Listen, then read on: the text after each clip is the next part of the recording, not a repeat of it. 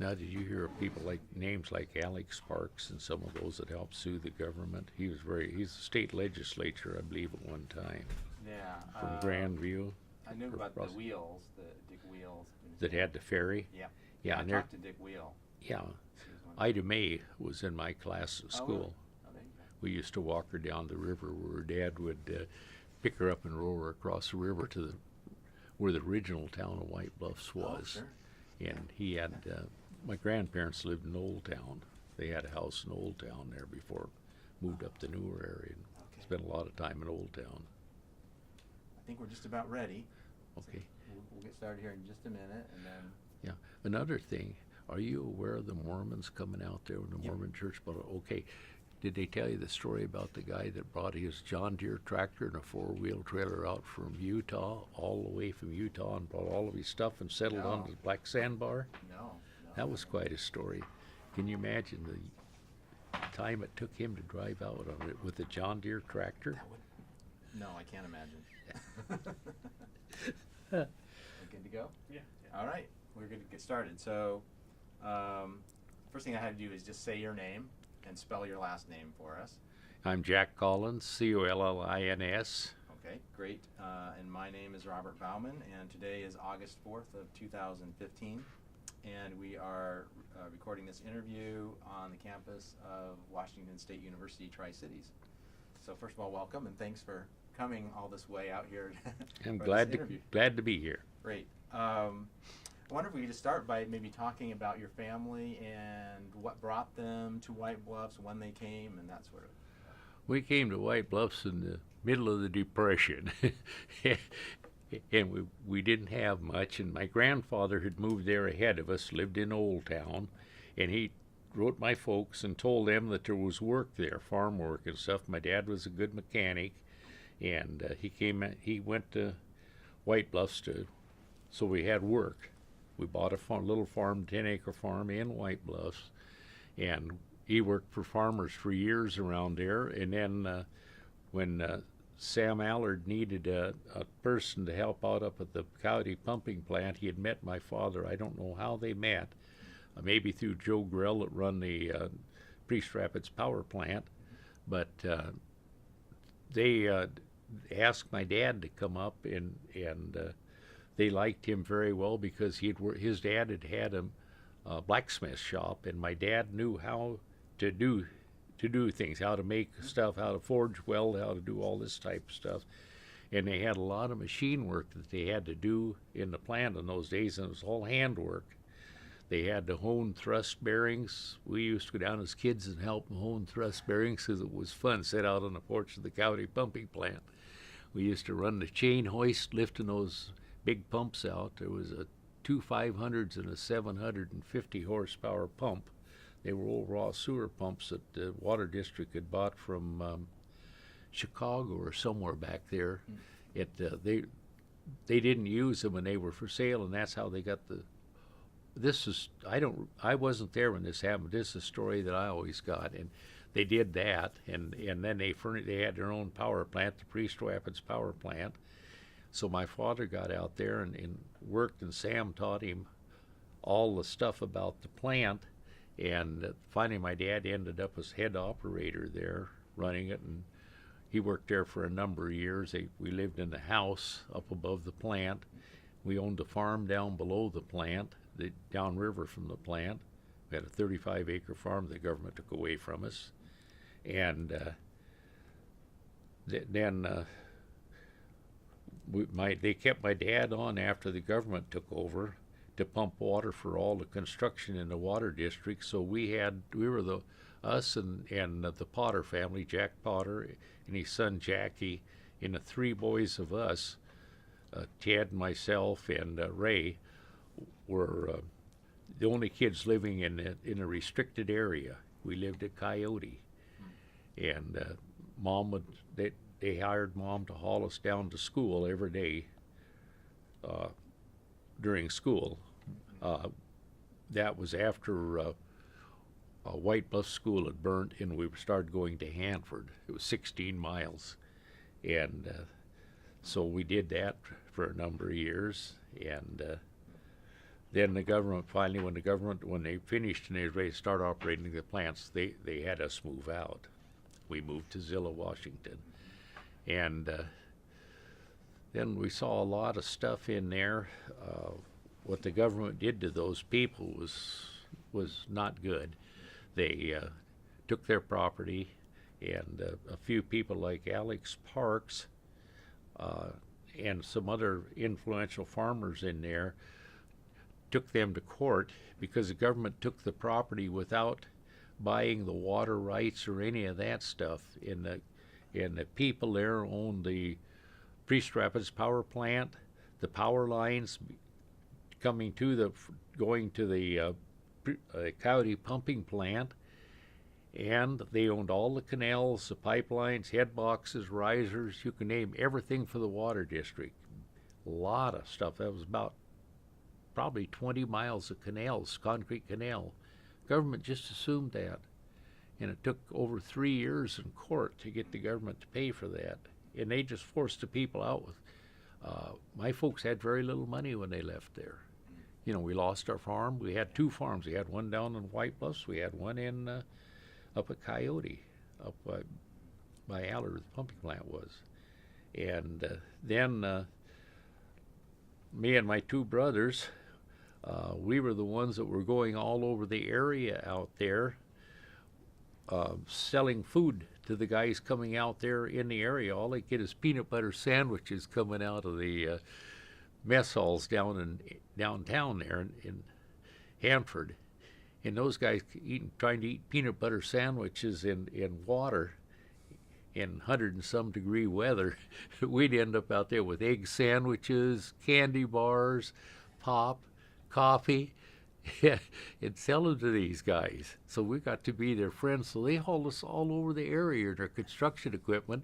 We rode construction trains. The engineers all knew us. They were all buying this stuff from us. So we made a lot of money. We put it all in war bonds. I cashed my war bonds to marry my wife. That was my money that I had when I married her. And it was a fun life out there.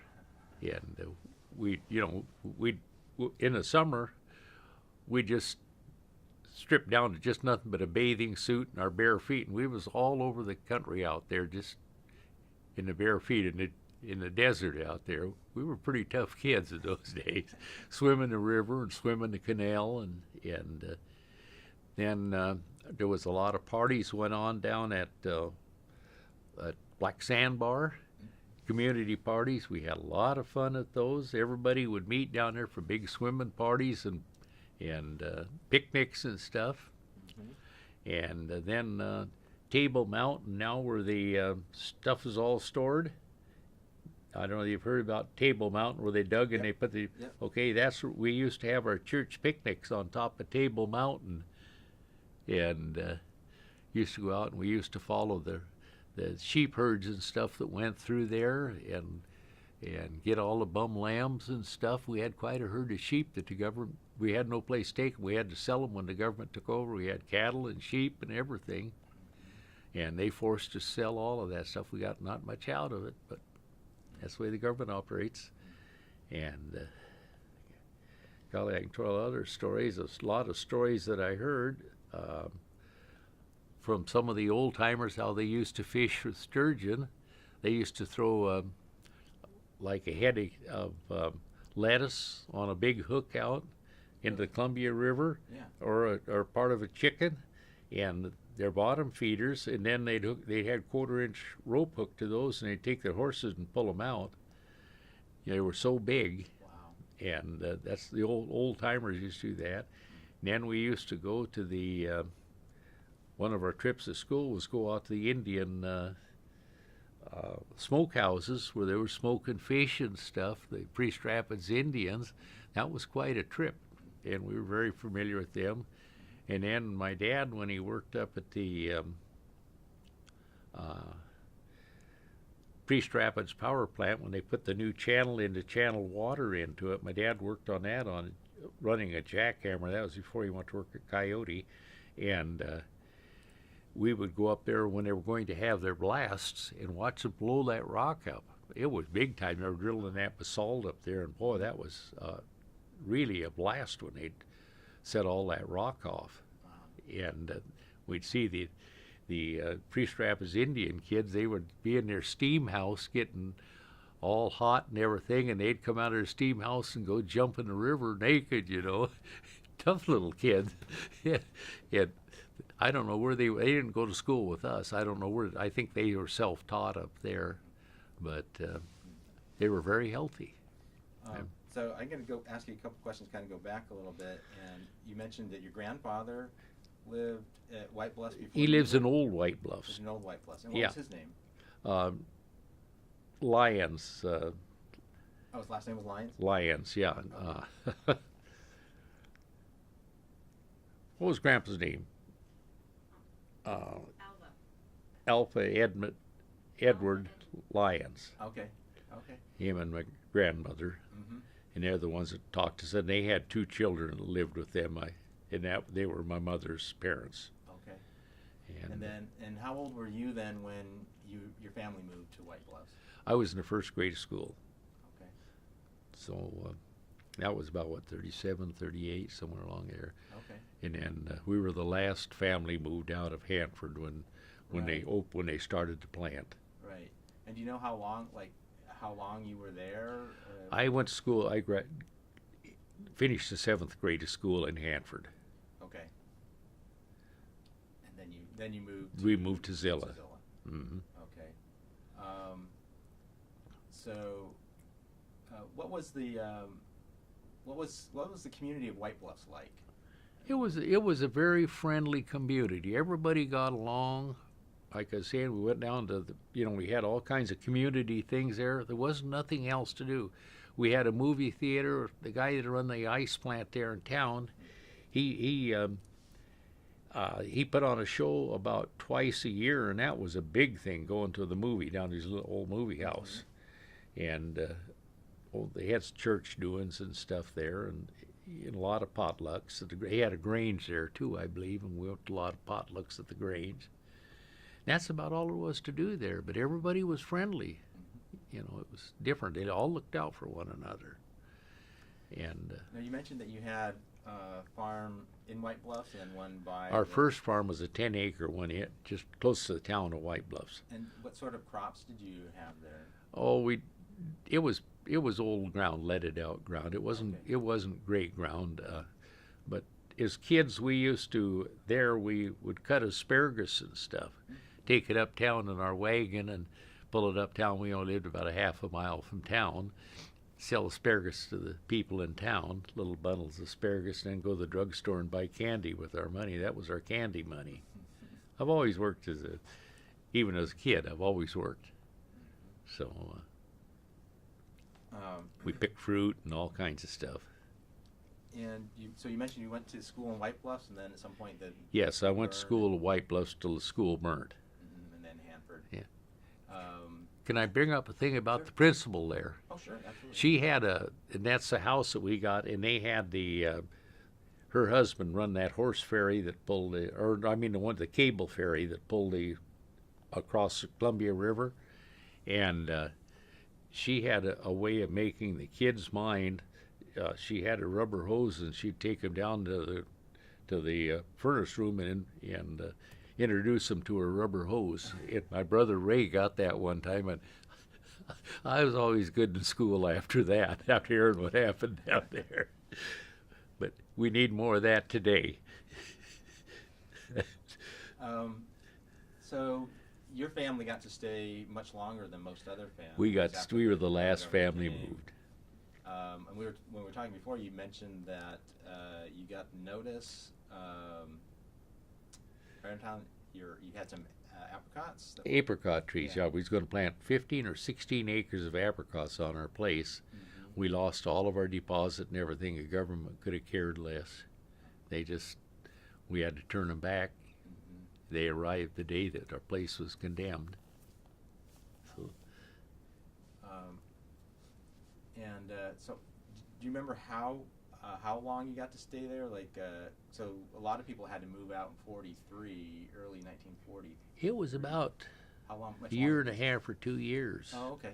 So that's quite a while longer yet. Yeah, all during construction. Dad pumped the water for the construction of the railroads and the roads and stuff. All the water trucks that came there, and he had pumps pumping out of the canal he was pumping in, and water going on down. And they were using it for all the construction water he was pumping. Okay. So So he was very valuable to them. yeah, they wanted to move him to Richland and keep him on. My dad only went to fifth grade of school, but he was very knowledgeable. In those days, they didn't go very far, but they wanted to move him on down. They'd give him a bunch of training and stuff, but he said no. He says, I'm not going to take my boys to Richland, because Richland was a pretty tough town in those days. And so we moved. He left the government job. He was making $150 a month for the water district. We got a house, our lights and water furnished, and he worked 7/12s for them, and round all year long. When they in the winter time, when they shut the plant down, they were working in the plant overhauling stuff. And then when the government took over, I think he went up to $1,200 a month, and he worked a 40-hour week. And I can bring up another thing about they used to hone all the thrust bearings. They were big thrust bearings that these big pumps set on there. They were 3 stories high, and they were very heavy. They weighed tons. And so they brought an engineer out there that was going to tell my dad how to do that. And so he said they could do a better job machining them than he could do it by hand. He told no, they couldn't. Well, this engineer, he was going to prove it, so he took one of them and did it.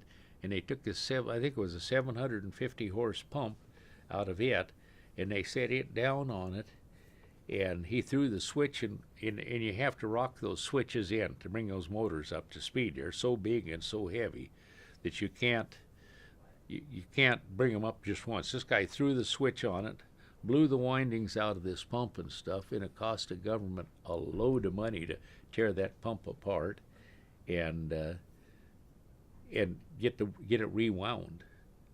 I don't know that he lost his job or not, but they always believed my dad after that, because he knew how to start them. He never blown one up in the years that he run the plant. Wow.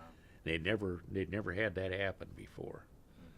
And so a lot of things happened there. They brought guys out that my dad had to teach how to run the plant. They had young college guys, and it was interesting. We used to go down once in a while. We'd sit in for Dad. We had they brought the power in at was 66,000 volts from up there, and they had it transformed down to 2,200 for the pumps, and you had to check those transformers every day for temperature, and then you had to check all the check the bearings on the pumps and all that. You had to work, and then call the readings in on the gauges there to tell them how much power you were drawing and everything, so they know how much power to send from Priest Rapids down to the plant, because that's the only thing that they furnish power for. And so you was always busy there. You had to know what you were doing. Oh, yeah. And so Dad taught us kids all how to do it. We didn't have nothing else to do.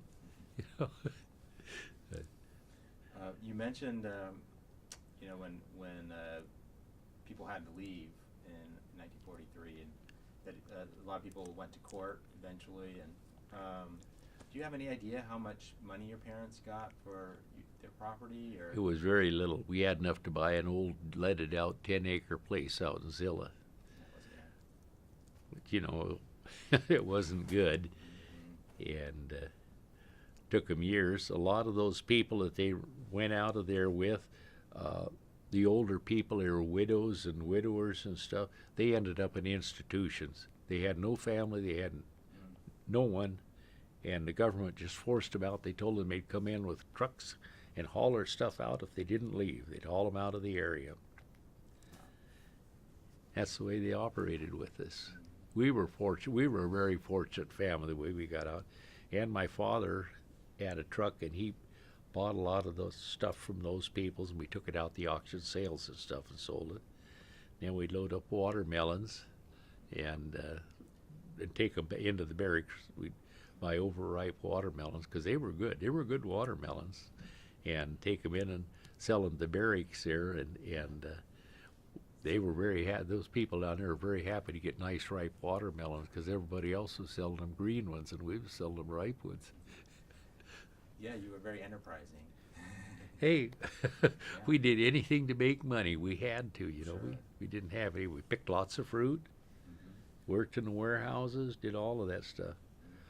Oh, yeah, and there was another thing, too, that came up. There was an old recluse lived down under the railroad station, under their deck out front, and he had been, and I think you have something about him, he had been a pharmacist was the story, and he had given wrong prescription and killed a lady. And he left pharmacy and just ended up a recluse there. I've seen him in the stores and stuff, seen him wandering around town, but that's all I know about him.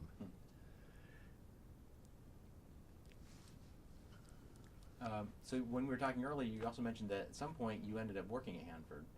Is that right? I worked for the telephone company, for the and telephone, Hanford was the area that I had, Right. and I had a high security clearance to go out in the Hanford area, and built a number of the offices out there. I built West Richland. I built, or I was in charge. I didn't build it. I was in charge of it. When that young fellow got killed, that was one of my projects. When he swung the crane into the power line and killed him, that was one of my projects. Downtown Richland, I did a lot of work on that one. And Kennewick, I did a lot of work there on all the Kennewick offices. So what Yeah. time period was this then that you were working for? So I was working, company? doing that. That was, I was about 40-some years old, so it had to have been about 70 in there Okay. when they were building the offices out in the Hanford area. We didn't have, our company did not have the Hanford area for the telephone offices. One out of, down on the Columbia River had that, and we did their engineering and construction for them. They farmed it out to General Telephone at that Okay. time. That's why I was out there building them. I drilled a lot of grounding wells out there, which North American Rockwell took over to watch what was happening underground, and they locked them up, but we never got to touch them again after we drilled them. They took the wells over. We could use them for grounding for offices, but we had to drill pretty deep because there is no mineral in this ground here. It's very poor grounding in this area. So Did it feel strange at all when you were doing that to be back out in that area working where you had lived for a while? Or? I've been out there, yes. I'm a Pioneer resident, so we got to go on the trips when they took them out there. We used to come down to White Bluff Sanford picnic here all the time. Right. And we went into our old farm one time, and we weren't supposed to be there, but we did. And they had burned everything down. Mysteriously, before we left, we had a big barn full of stuff, stored full of stuff. That mysteriously burned. No one out there but the people, the government people. Yeah. And there was other stuff happened out there. The house that we lived in out there got burned. When we were there, we saw the foundation of it and a bunch of ashes. So, talking about White Bluffs community, who were some of the families that you knew well growing up, or some of your friends when you were? We knew Alex Parks.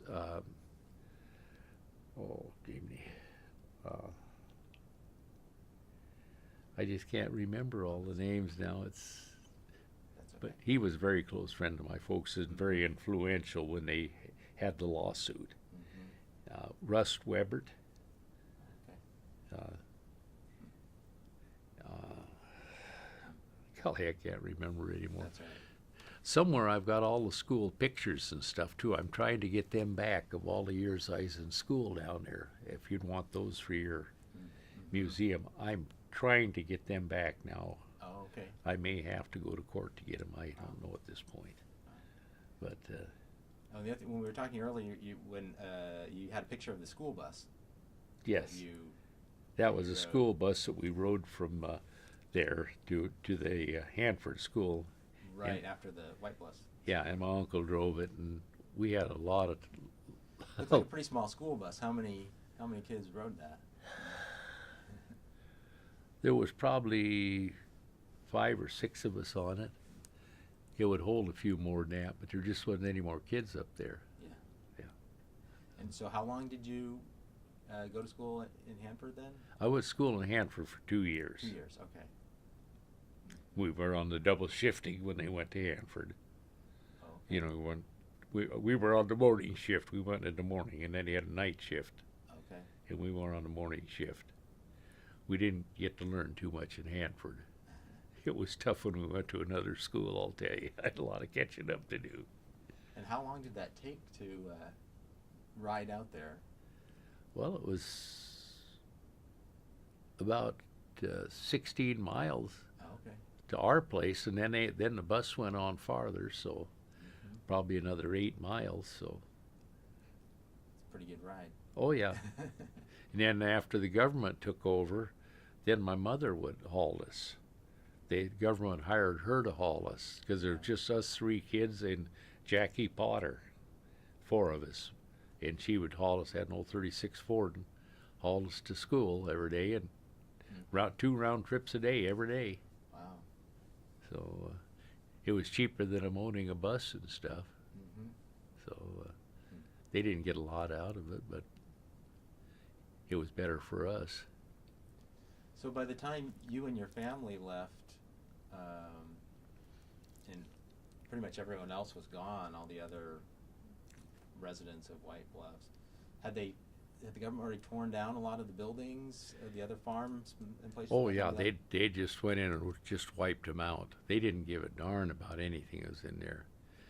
And then after we moved out and I got older, my brother and I went in and bought a lot of that stuff. We bought the power all the poles and the power line between the Coyote pumping plant and Priest Rapids. We bought all those there around Sunnyside and the racetrack. We got most of those poles for the lighting and everything there, poles around the racetrack. And then we bought a lot of those Quonset huts in there, tore down a lot of those Quonsets, and I saw pictures of them on some of your stuff, you know, those in the fish hatchery and stuff. Mm-hmm. We tore that old fish hatchery down, my brother and I did, Really? and hauled that all out of there and sold them to farmers in the valley for shelters for their pigs and cattle and stuff. And we bought a lot of stuff in Hanford there, him and I did, and I worked for him, and we hauled a lot of stuff out of Hanford when they were tearing it down. Mm-hmm. And that was kind of interesting. One time we were tearing the fish hatchery down, and he picked up a bucket that said it was radioactive, and we mentioned it to the guard there, and I didn't see him all day. They took him, and he was gone. And boy, he said they run him through every test you could imagine, because you know we didn't work for the government. We were bidding on stuff and buying stuff in there. But that was quite an interesting experience too. We got to see all those fish hatcheries, those big fish in those tanks that they were testing radioactivity on and stuff. And then I had a lot of friends that worked out there, like Jack Potter. I don't know if you ever heard of him. His dad was the mayor of Hanford at one time. Oh, okay. And he's told me stories about running dozers in those pits and stuff out there and how dangerous it was. Him and some other people were telling me about it, how they saw people get sickened out there and stuff. They're all gone now. They were a lot older than I was, but friends of my family. Mm-hmm. And I was going to ask you the pumping station that your dad operated. How big of an area did that serve? I mean, how? That served everything from Coyote down to Hanford and all the Hanford area. Okay. White Bluffs, Hanford. It's about, I don't know, 16 or 20 miles of canal that it served. It's a big area. Yeah. All those farms that pumped, and a few farms pumped out of the river. Mm-hmm. They had pumps on the river. Now, my grandfather run a farm for an outfit there, and they had a pump. It was just right below the black sandbar, or above the black sandbar, I mean, on the river. Mm-hmm. And my grandfather run that for a few years, and they pumped out of the river for that. A few people did, but most of them were from the Coyote pumping plant, the water. Yeah, that's a lot of farms that it served. Isn't it? Hundreds of acres. Yeah. Beautiful farms. Mm-hmm. Everything there was 2 weeks ahead of everywhere else in the country. So the fruit all there got on the fresh fruit market. Mm-hmm. And they got a high premium price out of it. And they had their own packing houses there. There's a railroad that come in. They truck stuff out of there. And a lot of stuff went on there. Yeah. But we used to go down, and I used to lid and make boxes and stuff in those warehouses for Alex Sparks and stuff. We worked for him all summer long. It's just when we were little kids. Mm-hmm. But all the kids there worked. Every kid that lived there worked. Mm-hmm. You know, they aren't like today. We were busy. Right. That, Yeah. So was you so you were what, about fifth grade when people started leaving in 1950? I started first grade in when you White. first came, yeah. But, And I went to the fifth grade there. And, no, But I mean, when sixth and seventh in Hanford. when people first started having to leave because the federal government was coming in, do you remember your family's reaction to that as people were leaving and what you thought about that? It was complete shock to everybody when that happened. A car drove up to your house, there's guys in it, and they told you your property was condemned. You'd have to leave within 2 weeks, I think it was. You know, how shocked would you be if they do something like that to you? Yeah. Or if you didn't leave, they'd bring in military people with trucks and they'd haul you out of the area. And I was just a young kid then, but I can remember that. And, Sure. you know, it wasn't good. Right. Yeah. Do you remember seeing the trucks come in to the area and Never saw that. No, most of them got out, and that's all they could do. So what would you like people to know about White Bluffs, and because it's not there anymore and hasn't been for a long It time? was a beautiful area. Really, it was a great place for kids to grow up because we learned how to work. In fact, everyone that came out of there was successful. My brother Ted was a car dealer. Now he's a farmer. Ray, as I give you the information on him, is very successful.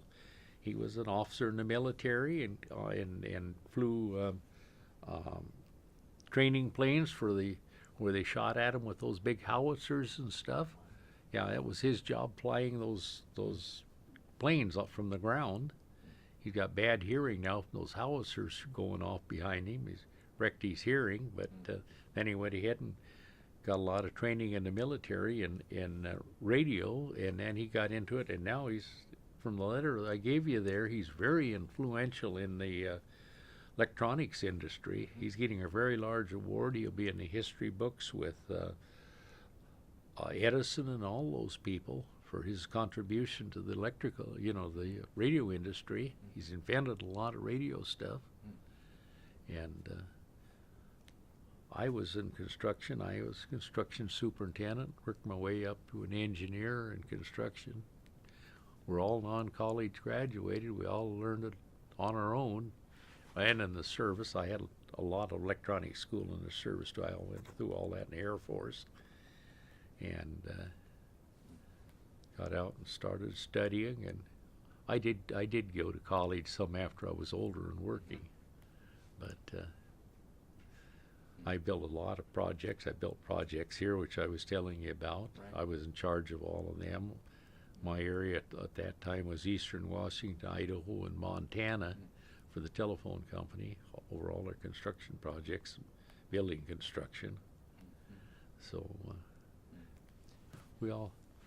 Are there any other memories about White Bluffs or stories that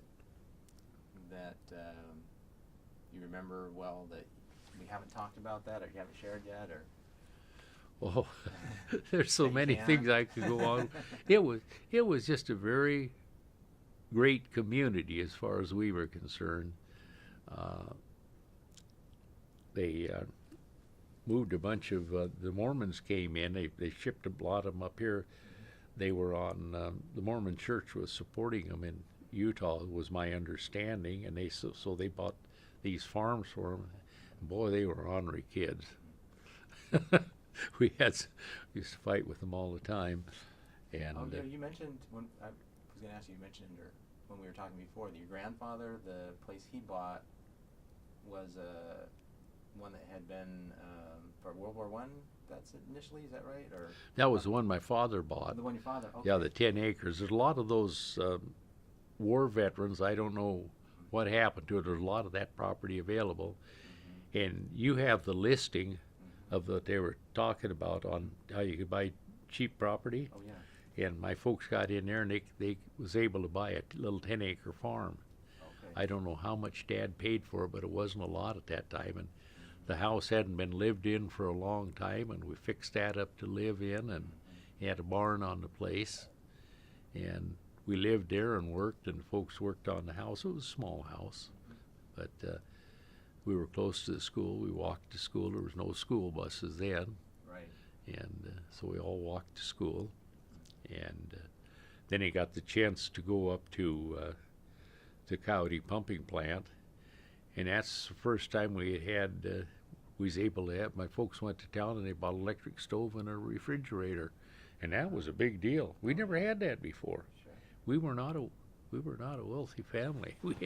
We were lucky to have an ice box and wood stove and all of this stuff, you know. And we didn't even have running water in the house. When we bought, had a pump on a well out the back door. And that was even big time to us then days. You know, it was better than what we had before. And then when we got up to Coyote up there, then we had all the conveniences. We had electricity and we had hot water in the house, you know. And Did you have a telephone? huh? Was there a telephone? Telephone, Wow. crank telephone, and everybody listened in, you know, and you'd crank it, everybody else's phone would ring, and you knew what was going on in the whole neighborhood because everybody was on the phone, the whole neighborhood, because they could hear you. And if you wanted to go long distance, a drugstore downtown, they had some equipment down there where they could, if you want to make a long distance call, you had to ring the operator down there and have her connect you with where you were going at that time. Okay. If you wanted to call out of the area. And it was one of these old ones where they had it on fence posts or whatever they could anchor the wire to, you know. It was pretty crude. Boxes with the telephone equipment in it, you know, wooden boxes. Sure. It wasn't, but people did it. They survived. And we had an ice house there in town. I can't remember the name of the people. And they made ice for the railroad and stuff, and you could get ice there for your ice boxes. They were friends of my folks', but I can't remember their name, and they had a son that lived down here. I knew him quite well, but I can't remember him now. You know, the other thing I meant to ask you is, where did you move from? Where did your family come from before you came to White Bluffs? Well, I was born in Zilla, Oh, okay. and then it was during the Depression. I was born in 1930, and those were tough times. I don't remember much about it, but I remember my folks telling me about it. And we moved around in the valley doing different work where my dad could find work. And it was, you know, he would get maybe $1.50 a day. That was wages then, if he was lucky. And then when he found out we'd get work in Hanford or in White Bluffs, we moved there because you could work for farmers and stuff, and you could get all of your stuff, all your fruit. We canned all of our own fruit. We canned everything. Asparagus, we had mom canned everything, and we lived on that. And we were probably lived better than a lot of other people, because we were resourceful. We had a big garden. We raised a lot of stuff. Yeah. We even raised peanuts there one year. Really? Yeah. That ground was that good. It was sandy and hot, and raised hay and started getting cattle and cows, and had milk cows, and we had all of that stuff. We had all of our meat. During the rationing times, we butchered all of our own meat. We didn't have to worry about rationing because we had it. So we lived pretty good. We didn't have any money. Yeah, but you had the farm and We had the resources. farm, and we had food. Yeah. And that was a big thing during Depression, if you had that. Right. So, Yeah. Well, I want to thank you very much for coming today, all the way out here. well, I Long hope I've distance. done you some good. I don't Oh, know. this is really interesting stuff. Haven't been able to interview very many people who lived out at White Bluffs, so. Well, I'm 84 years old, and I was just a little kid. So, but I do remember a lot of that stuff. And I talked to both of my brothers, and Ray wanted me to show you that, to show how some of the people came out of there Sure. successfully, Right. Right. And Mhm. and I'm sure there was a lot of others. Right. I'm sure we were alone. Now, so where were you age-wise among the brothers? Were you, I'm the middle one. You're the middle one. I'm the Okay. middle one, yeah. Okay. Ted is older and Ray is younger. Okay. Right. And so then after you moved to Zilla, what did you do from there? From Zilla, Yeah. After you left White Bluffs and went back to Zilla. you went back to Zilla. We went to school there, finished school there, and then I worked some for telephone company. I worked around different jobs, farm jobs and stuff like that. And then I married my wife, and we couldn't. I worked for Western Electric then, to help 'em put in the new telephone office in Yakima, and they laid all of us off. They laid, I think, 12 or 1,500 people off at one shot. So I had electronics background and everything, but they only kept very, very selected few. I wasn't one of them, and I didn't have a job, and I doing some other stuff around there, and wasn't making any money, so I moved to Coast. I went to work at Boeing. Yeah, I didn't like Boeing. It was known as the Lazy Bee, and that's what it was at that time. The people they didn't know how to work. They drove me crazy out there. I didn't have enough work to do. I couldn't find enough work to do. We had one guy in our area that was supposed to be the biggest producer. He'd come in, and we had to stamp our work. I was in quality control there, and we had to stamp our work when we inspected things. I inspected on Air Force One, on the wings of that, and this guy, he would come in and check in, and the male girl was his girlfriend, and they'd check in. He'd give his stamp to one of the mechanics, and the two of them would leave for the day, come and check out at night. They were high producers because their stuff was just getting shoved through. And he was a buddy of our supervisor, so me and the supervisor didn't get along. And then when he asked me to come and mow his lawn on the weekend, and I explained to him I didn't do things like that, and I had a family. I had 4 children at the time, and I wasn't about to mow somebody's lawn on the weekend and take care of them rather than take care of my family. I don't care if he was my supervisor. I didn't like him. So that was about my end of my job at Boeing. Then I went into construction where I did well. Well, again, I want to thank you very much for coming today and Yeah. sharing stories about White Bluffs and your father's work at the pumping plant and all that. It's really Well, interesting. we were supposed to someday. I was supposed to get that land back, but I don't think it'll ever happen. Mm. I would love to have our property on the Columbia River. God, it was a beautiful piece of property. Oh, yeah, I bet. All that Coyote Rapids there, Mhm. and we were going to buy Dealey Allard's place down the river. That was Sam Allard's first wife. He was married twice. Mhm. I don't know what the reasoning was. She lived down there with her son-in-law. I think it was her son-in-law, and I don't know the whole deal there. And we were buying their farm too, which they had a beautiful home that they'd built down there, rock home, and we wanted that, but Dad was negotiating for that when the government took our land away from us, so that was gone. Mhm. So Yeah. anyway, Well, thank you very much. I really appreciate it. yeah. It's been really interesting and very helpful. Thank you. Well, I hope I don't get myself in any trouble with some of this Oh, stuff I not too talked much. about.